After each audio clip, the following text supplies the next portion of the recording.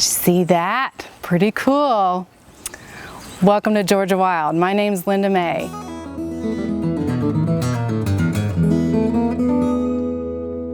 And today's topic is the ruby-throated hummingbird, which is the only species of hummingbird that breeds here in Georgia.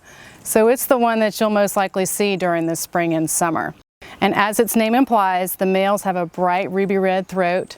They have a beautiful iridescent green head and back. If you see a hummingbird at your feeder that, at this time of year anyway, that does not have any red on it, it's probably a female ruby throat. And if it has just a couple little red gorget feathers, it's probably a juvenile male. So it's important to keep your feeders clean and full of fresh sugar water because there's going to be an increase in number of hummingbirds at your feeder this time of year.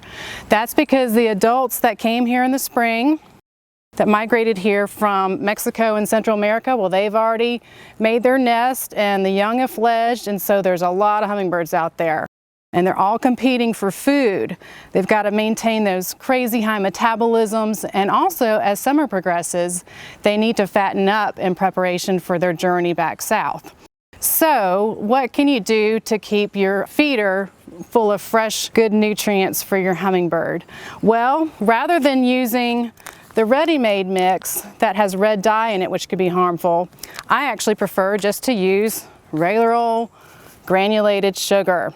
And so I take a quarter cup of sugar and I put it in 1 cup of boiling water and dissolve it really well and then cool it and then refill my feeder.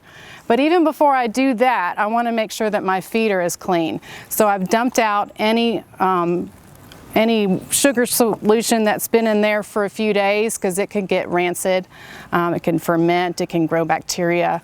So even if you have some left in there, in this hot sun, it could go bad. So make sure you dump that out.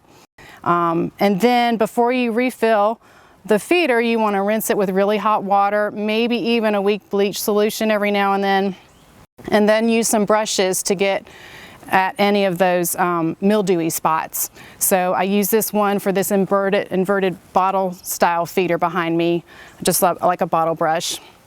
And then I use this itty bitty brush to get in those flower ports. And then I refill it and enjoy. But it's important to remember too that your hummingbird feeder is really meant to just be a supplement to their natural foods, which would be the nectar from flowers, and they especially like tubular shaped flowers, so you can plant those in your yard. And then they also eat a lot of soft-bodied insects and spiders. They really need that protein to keep up that metabolism. So you might want to refrain from using pesticides in your yard for that reason. So I hope these tips have been helpful. I hope you continue to enjoy hummingbirds in your backyard. And thank you for helping to keep Georgia wild.